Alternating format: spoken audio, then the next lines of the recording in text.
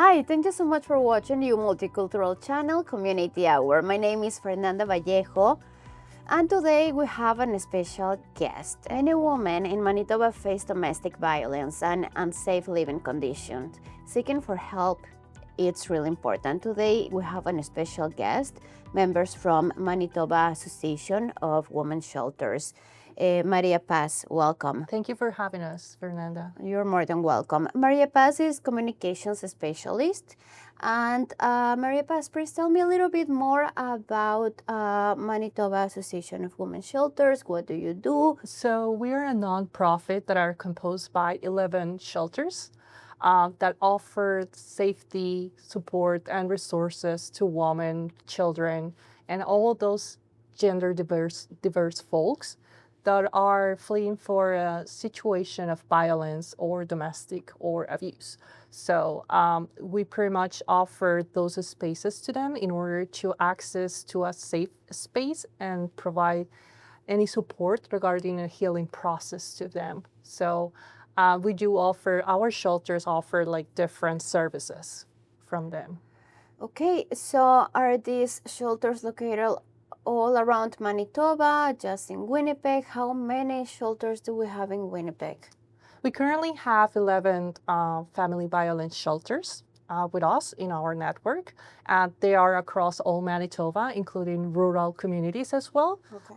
Unfortunately, I cannot disclose the location precisely because of safety reasons, but yeah, like you can get in contact with those shelters through our website or through the domestic crisis line as well that we have, the 24/7 toll-free crisis lines that we have. Can you please mention what's the telephone number? The phone number is 1-877-977-0007.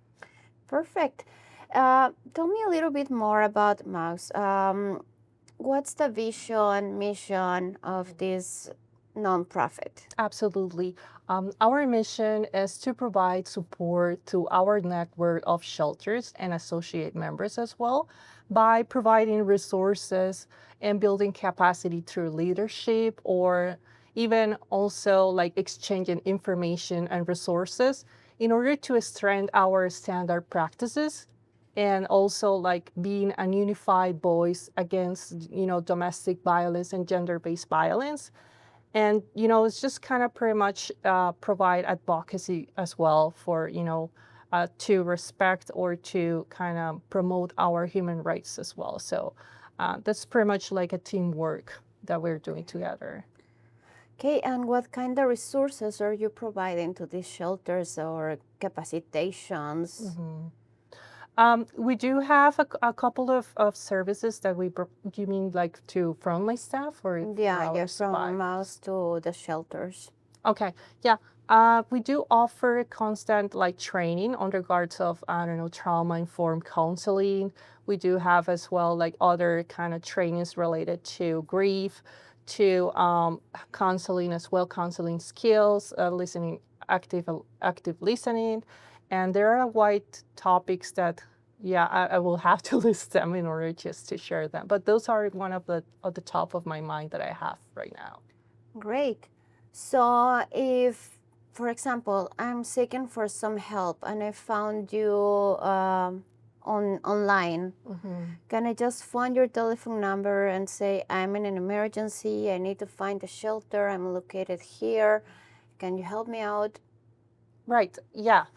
Through our toll-free 24/7 crisis line, you can go directly and contact the shelters, and they will, determine the availability that they have so far, and they will guide you and provide you any further instructions in order to guarantee a safe transportation for you and a clear access to one of those shelters, where you will have an intakement and an assessment service as well as soon as you come to the shelter. Okay, and as you mentioned, you are working with 11 shelters around Manitoba. Do we need to select which shelter I want to go to, or how that works? That goes pretty much on the availability that the shelters have as well, and how close or far are they from where you are. So once that you have called, the person who's responsible of your call will determine, like, will ask you a couple of questions. And depending on that, in your situation, they will, let you know about, which shelter you can get access to. Provide like any further instructions regarding the transportation, like who will take care of that, and if you still have time, like what kind of things you can bring to your shelter as well. Because if you had the chance to bring your documents, that would be like really helpful for the shelters as well and for your case. Okay, when you are talking about documents, what kind of documents were? Yeah, pretty much your identification, like passports, if you have any driver license, or your visa as well, which is really important to have if you have it, or your permanent resident, any kind of document that tells about more about you, your children away as well, if that applies. Okay. And yeah, I would say those are the primary documents that you could provide. Are these shelters only for single women or also women with children? Oh, actually, most of the shelters offer like a space for big families, so that includes children as well. Some of our shelters include as well like the pet safe program, which allows like temporarily space for your pets. Oh, that's great. So you have to check with your shelter and find out if they offer that program as well. Oh yeah, that's really important information, because if we are living or abusive relationship and we have our little pet and plus our children, yeah, we don't want to leave nobody. Them alone. Yeah, for sure. The Manitoba Association of Women Shelters, when it was founded, how this start? Yeah, it all started in the mid of 1980s, where there was this discussion around, the needs that, the shelters wanted to fulfill on regarding of, the frontline staff needs that they have, and also to reduce the isolation between the executive directors of each shelters, and also to stop, the competition around funds. So after having this conversation for several years, at the end of 1991, it was when MAWS was established legally and registered as a charity, as a nonprofit organization. So it all started because we wanted to unify that voice, for all the shelters that are working in the gender-based violence sector. Right, and I suppose to support them with the different issues that they are facing, right? Exactly. Okay, so Maria Paz, how can people reach the Manitoba Association of Women Shelters MAWS on social media or by phone? Sure. So our website is pretty much simple. So it's www.maws, that would be spelled MAWS, .mb.ca. So that's like Manitoba.ca. And you can find us as well on Facebook, Instagram. You just have to type it MAWS, and then you will find us. When you're visiting our website, you will find our social media handles on the top right, so you can have more access to that. And we do have also a chat, like a chat feature, like a virtual chat feature that offers support for those who are experiencing domestic violence. So like if you cannot call or directly to our crisis line, you can definitely go to our website, and there's a chat, call it Easy Support, and then you can kind of contact someone through that chat. So that's great information. And probably, are you providing any training, not only to these shelters, or maybe a training for nonprofits or just public in general? Right. Right now, we do have a project based on a grant that we have received, where what we want is to kind of achieve and reach out to those businesses, including nonprofits, in order to educate them on regarding, violence in the workplace as well, because, this thing not only happens, at your house, at home, but also, it could be at your workplace as well. So we do offer this train the trainer workshop, Right. where want to kind of train those people from the gender-based violence sector, people from that sector, in order to give them the skills, the facilitation skills, to kind of be the voice speakers, or the representatives of what is gender-based violence, and connect with those businesses in order to share the voice and educate them regarding what happened if in the workplace I find this gender-based violence situation, and how should I deal with that. And do you offer like personal presentations, like for example a group of I work with a nonprofit of the Spanish-speaking community. Would you guys provide some programming or presentations for them? Or how does it work? I mean, that would be more like an outreach initiative, like in the way that we can generate awareness and education towards domestic violence. So we can do that. You just need to kind of send us an email or contact us, and in that way we can find the best way to work together and do those kind of initiatives. Perfect. And so if you have a nonprofit, or if you would like to create awareness about this kind of topics, feel free to contact Maria Paz. She is the communication specialist from MAWS, right? Do you have any other message for the people that are watching you now? Just want to say thank you so much for the space, and for anyone who's passing through a difficult situation, I just wanted to let you know that you're not alone, that you are brave, and that there are enough resources and safe spaces for you. So please don't hesitate to reach out to MAWS or to any shelter here in Manitoba, or like any friend or family who could give you a hand in that situation. Thank you so much for your help. In our next segment, we want to talk about how these shelters operate. Okay. Thank you so much. Thank you. You're welcome. In this second section, we have our second special guest. She's the provincial coordinator of Manitoba Association of Women's Shelter, Sungay Muvingi Van Lagedem. Welcome. How are you doing today? Doing well, Fernanda. Thank you so much for having me. You're more than welcome. So, Sungay, I would like to know a little bit more about you. Why are you working with this organization? Who are you?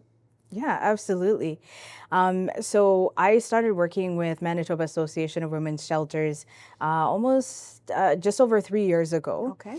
And the reason why I decided to work with MAWS for short, is because I was seeing the need in community. And also, as someone who has gone through gender-based violence, I wanted to be able to help those who are going through the experience, to let them know that there is an end in sight, that there is help and resources that are available out there. Yeah, so a lot of women at this during this time, especially during winter, they are going through really tough stuff and time, and not only at their houses, but also a job, a lot of discrimination, including the domestic violence and other difficult situations. So to whom they can reach if they're seeking for help? Absolutely. So reach out to our crisis line. It is a good way to be able to find resources and help on navigating. Not everybody who is experiencing domestic violence or family violence needs to come to stay in shelter, but through that crisis line, we can connect you to resources such as counseling or legal supports. So it is still a good number to be able to reach. If you're not able to reach out through our crisis line, reach out to a friend, to family, someone you trust who'll be able to help you to reach out. Perfect. So nowadays, a lot of women are really scared of sharing what's happening, right? Yeah. They have a lot of fear. Maybe their abusers are telling them, I'm going to deport you out of the country, or their workers abusing somehow of them. Due to this situation, I'm assuming they're gonna need to have their important documents ready to leave these toxic places. That's how we can call it. What kind of documents are those special ones? So just typically your ID, if you're able to take your ID, just so that we're able to identify and confirm who you are. However, we also recognize and understand that that is not always possible. Only take those documents if it is safe to do so, because sometimes taking those documents puts the women in danger if the abuser notices or realizes that their documents are missing, if they're the ones who are holding them. So first and foremost, your safety is important. If you can't take the documents, that's okay. We will still be able to work with you. If you are here on visas, if you're able to bring your passports, that would be helpful. But again, safety comes first. So how's the situation in the shelters? Most of women doesn't want to go to a shelter because they think there are a lot of drugs or bullying and that kind of stuff. But how's the real situation there? Yeah. So with our shelters, they are considered safe spaces. Okay. We have staff 24/7 that are there to be able to provide support and just make sure that everyone is staying safe. In terms of the environment itself, we have lots of families there. We have many women with young kids. So it's a family environment. And depending on what shelter you go through, the setup is different, but you have your own space to be able to stay with your kids. Where necessary, because again, the need is so high. We're seeing our shelters are full a lot of the times, but for women and children, we still do look for different ways to make sure that you get to a safe space. Let's say we tried to reach one shelter and this shelter was fully of people, full of people. What's the next step? We should try to keep finding other shelters, wait for the next day and see what's happening. So each situation will be different because it depends on a family's needs. So some shelters are bigger than others, so they can take bigger families, and other shelters are smaller and they've got limitations. It also depends if you're here in Winnipeg or if you're in one of the rural communities.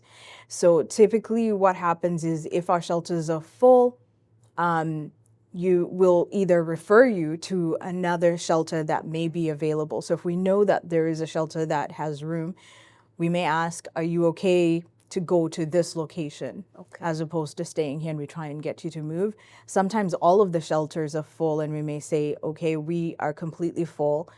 Can you try again tomorrow just so that we can see if there's any shifts that we can make or if there's other resources that we can send you to. And if this shelter has a spot available for a mom with their children, what's the next step? If you call that crisis line, they'll be able to let you know what the next steps are. Typically, they'll ask whether or not you're able to drive yourself or get yourself to the shelter. And if not, they'll be able to send some sort of resource to come and get you. But again, it depends on where you are. And again, they'll be able to guide you through that. So calling that 1877 number is very important. Is it a rule, like, for example, I'm located in Winnipeg, and I know there are 2 or 3 shelters here in Winnipeg, like Willow, can we mention the other Willow one? Place, yeah. Ikwe, yes. There's also Sakina Homes. Sakina Homes, Yes. okay. So, I don't know, the closest to my location is Willow or Ikwe. Is it the rule that I must call Willow Place first and then the other ones, or can I call whatever I think it's most appropriate, or I hear a better feedback? Yeah. So typically what happens when you call the crisis line, they'll ask you your general location. And so based on that, then they will connect you to the closest shelter to you. And the reason why we try to connect you to the closest shelter is to get you to safety as quickly as possible. If those are not available, then they will suggest other locations. And if you're willing to leave a city, so for example, if you're in Winnipeg, but you're willing to go to, say, Brandon, then those arrangements can be made. But there's a process that they will walk you through to do that. Okay. So as we mentioned, we cannot disclose the address of these shelters, right? Yes. But in order to make it to the shelter, are these shelters providing like a safe transportation, all of them or most of them? Yeah, so typically what will happen is either transportation will be provided if you don't have transportation. Okay. If you do have transportation, they will give the actual address to you as the person who is coming to shelter. We just do not publicize for the sake of safety and protection of the families that are coming to seek help. Are these shelters talking to these clients, telling them that what's the safety idea or the safety time to leave that place, the toxic place, I will say? That is a really good question. And again, it depends on the family situation, because sometimes when someone is calling, that is the only window they have to leave. So it might be an immediate, okay, we're sending someone to come and get you, or come right away if that is the safest time for you to be able to leave. Again, going through that crisis line, they'll be able to guide, because they'll ask questions that will determine whether or not it's the right time for you to come. Usually what they'll ask is whether or not you're in a safe place. And if you're not in a safe place, then usually the protocol is immediately to try and get you into a shelter. Yeah, and I'm assuming that if we have time to call to the crisis line, it's because we have some sort of time to plan or I don't know, the safest way to leave the place. But if we're in real emergency crisis, what's the best telephone number that we can reach? It would be that crisis line, because then they will tell you right away where to go. How about the 911? Yes. So if you're not in a safe situation, like you're absolutely in danger, then absolutely call 911. That is very, very important. If you're currently in a safe situation, but you're just trying to leave, call the crisis line. If you're in immediate danger, please call 911. 911. Yes. Yeah, so the police are your friends. They're gonna help you out and also connect you with these shelters. Yes. How's the lifestyle inside these shelters? Do these ladies have access to a room, or they have to share one room for all the people that are there? The kitchen, bathrooms, how's this? Yeah, so each of the shelters is going to look very differently. Okay. Based on the size of the shelter, based on the location of the shelter. But generally, each family will have their own room. But again, each shelter will operate just slightly different, just depending on like space as well. But typically a family will have their own space. What do you think is one of the most challenges for these shelters in order to receive these women? I think our biggest challenge right now is that there's such a huge need that we are very often full. So if we're able to get more resources to expand the shelter space, then we can do a little bit more to support community. As well as just having resources to better support the women and the children that are coming through our shelters. We do also have resources for men, because women are not the only ones who do experience family violence. We do have supports for men, but we do not typically have men in shelter, because that can be very triggering or negatively impactful for some women who are processing what they're going through. But we do have some supports as well. Are there other shelters only for men that are going through these situations? Each of the shelters will have a different process for how they will be able to support the men. They may have partnerships with community housing that they can put them there, or other resources. But each shelter will have a different process. Great. Now talking about the legal process, because most of these women are facing a lot of abuse, threatening, and so they're gonna need some legal help. What's the process here? So typically when a family comes into shelter, we do what we call an intake process. And so through that process, we'll be able to find out what is it that what the women need. So do they need help with with legal supports. And so we do work with community partners and do refer women to these supports. Some of the partners that MAWS has worked with, and that can also help to guide, would be CLEAR, which is Community Legal Education Association, Okay. as well as LEAF. And they're able to then connect women with the resources for legal advice. For how long this woman can stay in these shelters? I know there are some shelters that offer like some programming, sometime like the second stational housings, etc. 6 months, 2 months, and what happened next? What's next? Yeah. So for our shelters, we have emergency shelters. So emergency shelters, typically on average, a family will stay 30 days. 30 days. 30 days. If a family needs to stay longer, we can extend for a maximum of 60 days. 2 months. Okay. Yes, so for 2 months.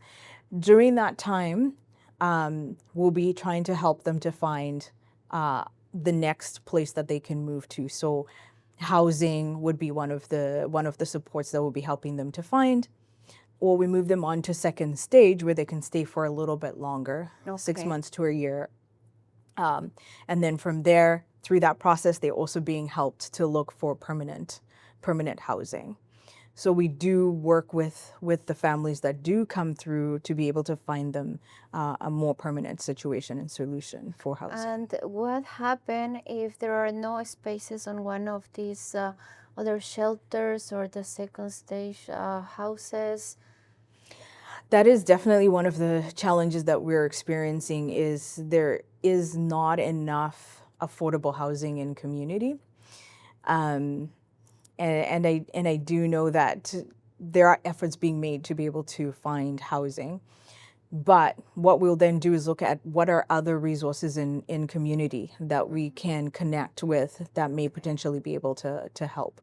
We never want to leave someone without any support. So we always try and find some sort of like resource, whether it's resource centers or other organizations that work in the sector that may either have space or know of somewhere where there's affordable housing to be able to send families to.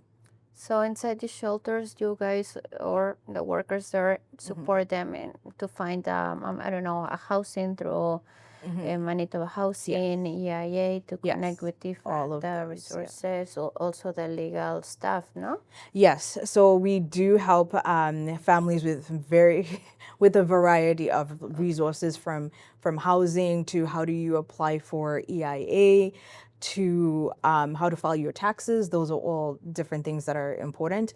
Counseling services, parenting support, because it can be overwhelming as you're going through these experiences, as you're going through gender-based violence or family violence, to be able to connect and parent your child.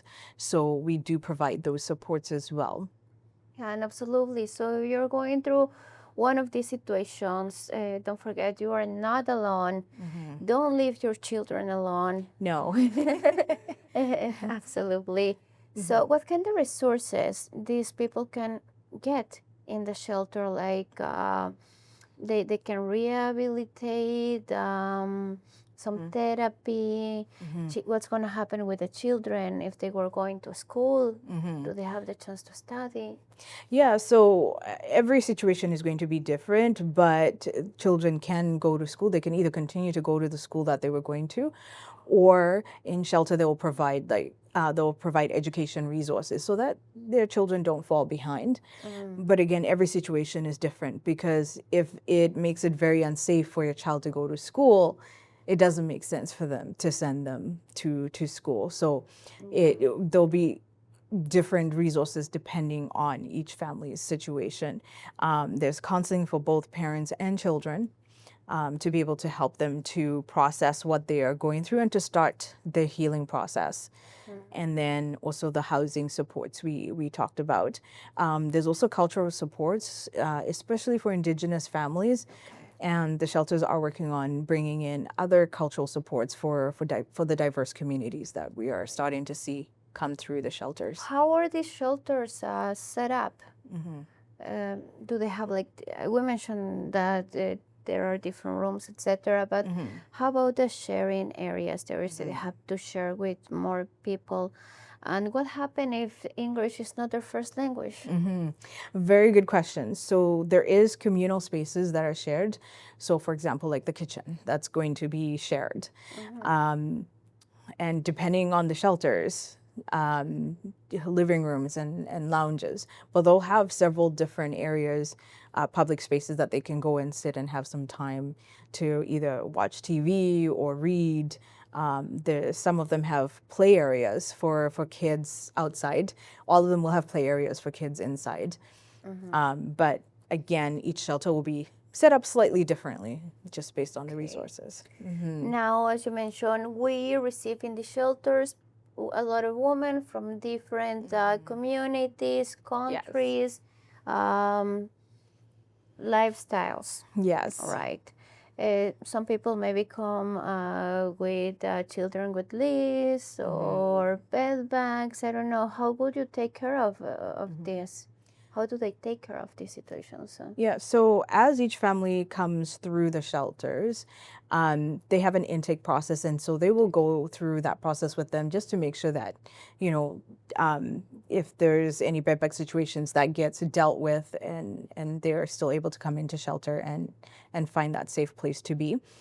So through that intake process, they'll be able to walk them through that health plan as well. Yeah. And then also with regards to languages, especially because we're starting to see more families coming in from diverse communities, we do have some shelters with people who speak different languages. We're still limited, but we do have access to translation services where needed. Let's say you receive someone that speaks Spanish. Okay, and there's not an interpreter. Yeah. It's mandatory to use Google Translate. We will look at different resources just to be able to at least communicate and make sure that we do have them in a safe space, and then over time we'll be able to look into getting like the translator if one is not available right away. But again, our main focus is to make sure that families are safe. So first thing is make sure that we're able to bring them in and that they're safe, and then we'll be able to then look for the secondary things. So if there are community members, trusted community members that are able to help with translation, or if a friend or family is able to help them connect with us, that is also welcome. Are these women allowed to leave the shelter, I don't know, to go to work or do regular activities? What time they must go back, and or they must stay like first 24, 48 hours there for security reasons? Yeah, so again, safety is always first, so it'll depend on the situation. But typically, usually the first 48 hours, typically, and it varies again, each shelter will be different. They may not be able to leave shelter just till we assess and make sure we fully understand the situation. Okay. Thereafter, if they have work that they need to be attending, they can go to work. Obviously, we do have like times where they need to be back in shelter just again for their safety. It's not a hotel. Yeah, it's not a hotel. Yeah, that is very important for people to understand that coming into shelter does come with rules, and it can be very different, where you're used to just coming and going as you please or as you want. But just for safety reasons, we always look at the safety aspect first. And if they have to leave, let's say because they need to go to the bank or something, and they have children, they need to take the kids with them, or kids are going to be safe and okay in the shelter? So each shelter will be different in terms of the rules and guidelines for something like that.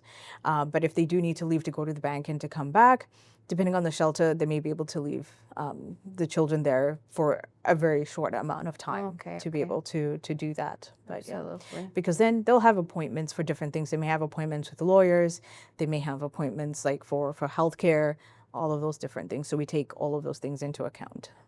Yeah, so during the winter especially, a lot of families or women, they use, unfortunately, drugs or alcohol. And if they leave for a moment, and let's say they use one of these substances, how do you guys manage this situation when they are back? are gonna hide? Do you have to check if they are clean or?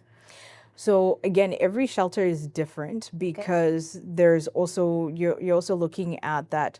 Typically, when families are using substances, it's to cope with the situations that they are experiencing with violence. So every shelter's capacity to deal with substance use is going to be different. So again, it'll depend on which shelter you're in. Some have more capacity to be able to do that, and others don't. So again, through the intake process, they'll be able to go through that and explain what you can and can't do. Perfect. You share a lot of really good information today. Do you have a special message for all those women that are facing these social barriers or situations? Please. Yeah, of course. The first thing is make sure that you're safe. Safety comes first, that you and your children are safe. So call the 1-877-977-0007 number if you are in need of a safe space. If you're in immediate danger, please call 911. But also for the general public, just to become educated on what family violence and gender-based violence and intimate partner violence is, how to support someone who may be experiencing that. And again, please go to our website. We have a lot of information that can help people to better understand what are healthy relationships and where can we find supports. How can we find the Manitoba Association of Women's Shelters, MAWS, on social media, and what's your website? Yeah, so our website is MAWS, so maws.mb.ca. And when you go to our website, you can also find all of our social media, Facebook and Instagram, as well as YouTube. But if you go to Instagram and Facebook, just type in MAWS or Manitoba Association of Women's Shelters. Thank you so much for watching this episode. I hope this information was really helpful for you. Don't forget to follow MAWS on their social media, but also follow your Multicultural channel on Facebook, Instagram, YouTube. Don't forget to give us a like, and see you next time.